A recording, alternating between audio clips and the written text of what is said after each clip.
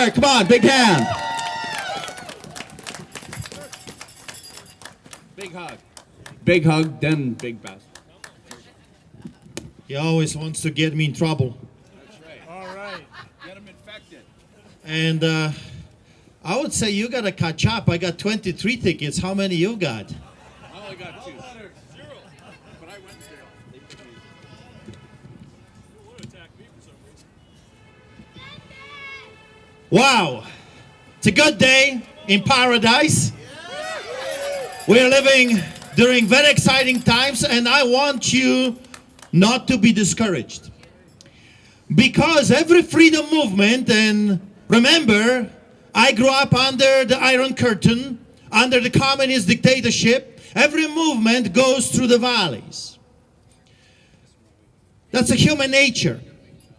Europe was hit by this nonsense about 3 months before Canada was hit. And they went through the valley as well, and the numbers were disappearing.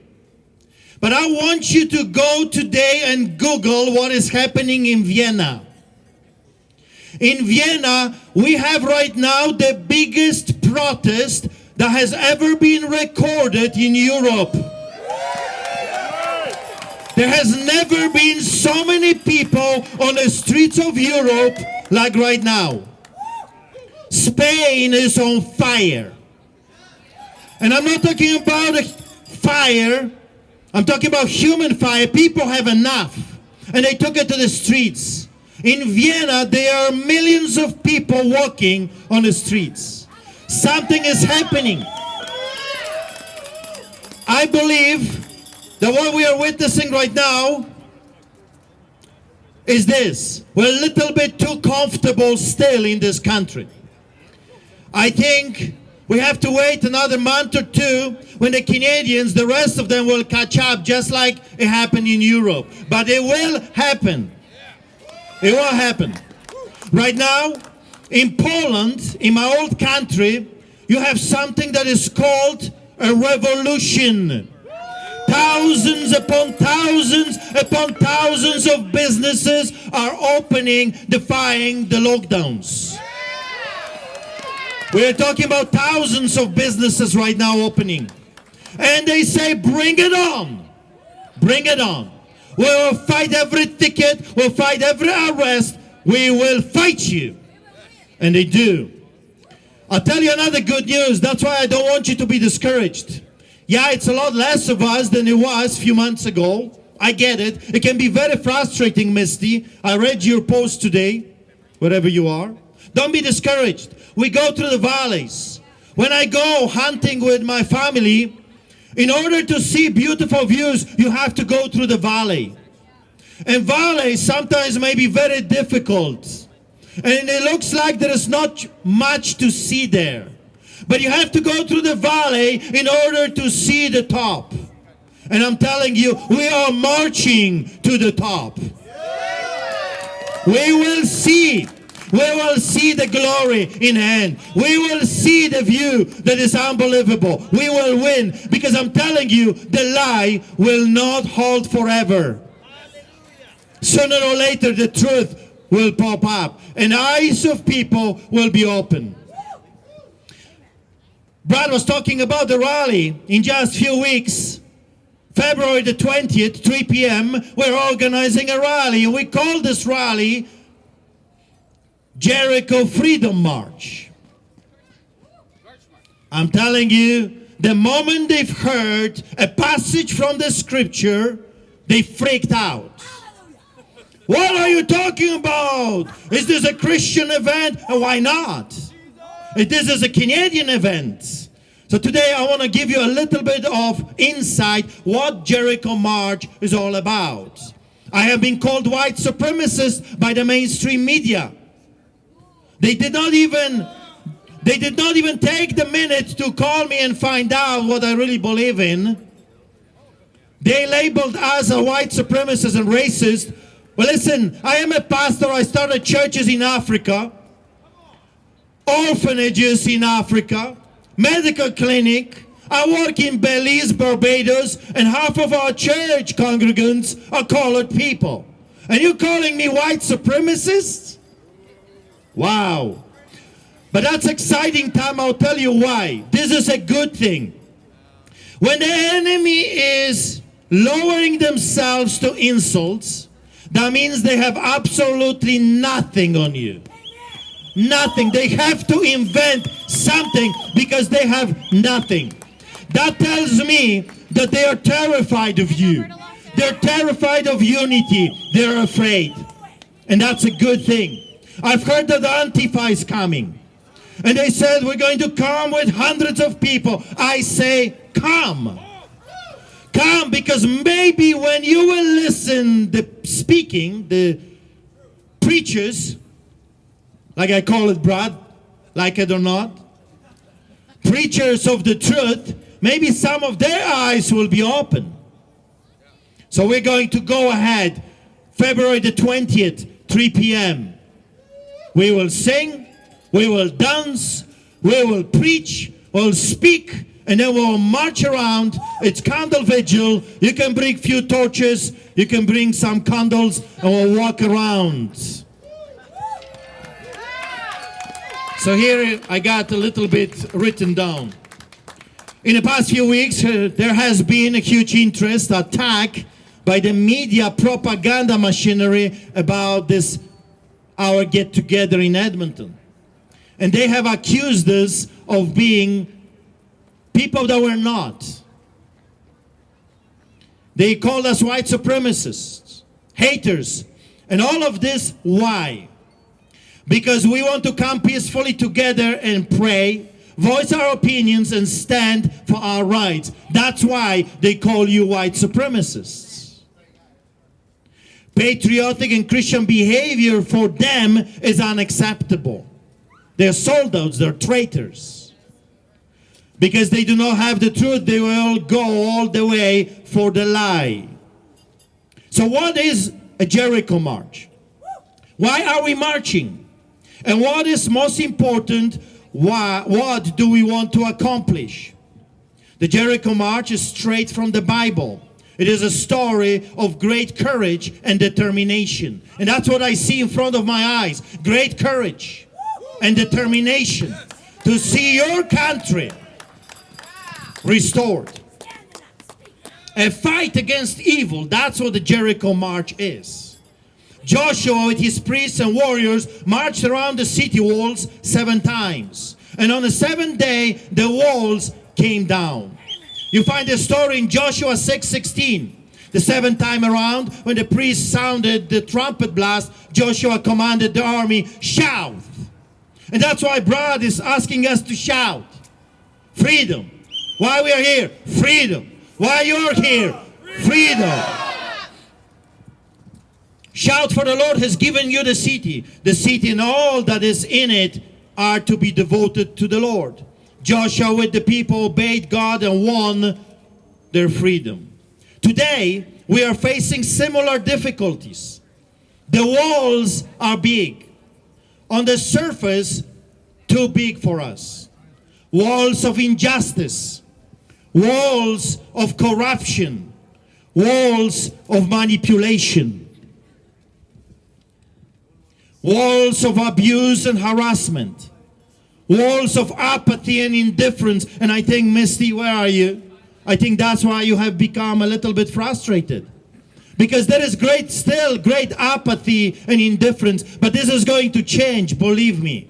Always does. When the people will lose more, then they will be more eager to come and join the fight. And they will. Walls of fear that chokes the very life out of so many. I just learned yesterday from a friend of mine that teenagers in his church tried to commit suicide. Our young people don't know what to do. They don't know where to go. They can't watch media because it's a lie after lie, fear after fear. They can't call their politicians because there is no one in the house. They don't know what to do. We are in a leaderless country. That's why we need to rise up. Those walls need to be shaken. Those walls need to be taken down. That is why we need to come together. This is why we need each other. The walls lie between you and your freedom. There is power and strength in numbers. There is an amazing miracle in unity. The moment people realize that, the fight is over. That's why they're bashing us. That's why they're discouraging others from joining. That's why they did that piece on the news inviting haters, the terrorist Antifa group, to our peaceful rally in Edmonton. That's why they're doing this. Because they want to discourage you from coming. The moment you realize what kind of power we possess, the walls will crumble down. Randy Push said this: the brick walls are not there to keep us out. The brick walls are there to give us the chance to show how badly we want something. How badly do you want your freedom? How badly do you want your rights? Walls do not fall down without efforts. We need to do something. We need to take the time and work as hard as we can. Walls do not come down for the lazy. The walls are big. The evil giants, huge. That is why we need help. We need someone more powerful than the mayors, governors, so-called health officers, bylaw thugs, and paid-off sold-out premiers. And you're right, Brad. He is just playing a game. This turncoat Kenny.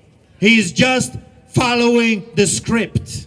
He's done it before. He apologized to small businesses. And then what he do? What does he do? He shuts them down again. He's a liar. He's a turncoat. We need someone that does not take bribes. Someone that does not bow before men. We need the very one that holds the lives of our enemies in the palm of his hands. We need God on our side. And I'm telling you, God is always on the side of the oppressed. God is always on the side of those that are fighting for freedom. Joshua understood that. Joshua won not because he was the strongest and the smartest. No. He won because he did it God's way. He prayed, he obeyed, he marched. And he declared God's will against the walls. And Jericho has fallen. I was privileged to see those walls of Jericho in Israel a few years ago. Impressive. Evil has been defeated. Victory was won. Man with God against the workers of iniquity. Do you want to win? Invite God to stand with you. You will win every time. So I want to invite you and your friends and your family members, invite your enemies so they can become your friends. To the Jericho March, February the 20th, 2021, 3 p.m. at the Edmonton Legislature. Come. The ultimate measure of a man is not where he stands in the moments of comfort or convenience, but where he stands at the times of challenge and controversy. Even though they labeled me a hater, white supremacist, and a racist, I do not quit. My God never quits. And I want to ask you the same thing. Do not quit. We will face the walls together. We will attack the enemy not with swords and guns, but with something that is a lot more powerful, with truth, with the words of truth, with facts, with the prayer and with singing, with the name that is above every other name, with the name of Jesus Christ of Nazareth. Come, and the walls will come down. Martin Luther King Jr. said this: if you can't fly, then run. If you can't run, then walk. If you can't walk, then crawl. But whatever you do, you have to keep moving forwards. You cannot stop. He also said that we must build dikes of courage to hold back the flood of fear. What do you see around us is a global manipulation and a use of fear, intimidation, harassment to discourage you from living your life as a free citizen. Now we need freedom and truth more than ever. So I hope to see you in Edmonton, February the 20th, 3 p.m. We're going to have amazing speakers. Laura Lynn Thompson is coming specially for that day. Your future mayor, Kevin J. Johnston, is coming for that day. We'll have others that will come. We'll have people from all over the world. We'll have some speakers from Africa. We'll have some speakers from Asia. You see, because freedom is not just ours. Here, it's not just mine. Freedom is for everyone. So I bless you today. I thank you for this opportunity. Keep coming. Keep spreading the word around. Do not be discouraged. Keep plowing, because I'm telling you, we shall see the victory. The victory is at the corner. We just have to prevail. Be blessed. All right, big hand for Pastor Art. Big hand. Come on. He loves his work. He does work. He's working hard all the time. Feeding the homeless people. What a beautiful, beautiful gig he's got. Just, it's very selfless, you know, and this is about what we're doing now. And again, this whole stage is non-religious. We're here for everybody, right? We love the Christian faith. We include everybody in what we're doing. And he's got a great voice, and we support it. Now, let's big hand again for Pastor Art. Jericho, the big rally up in Edmonton is going to be great. We've got really good speakers going to come, and we want to rub them the wrong way. We want to make sure they follow what we're doing. They're afraid of what we're going to do up there. That's why they're spreading the fake news. They don't want 1,000, 2,000, 5,000 people coming together calling them out. They don't want that, right?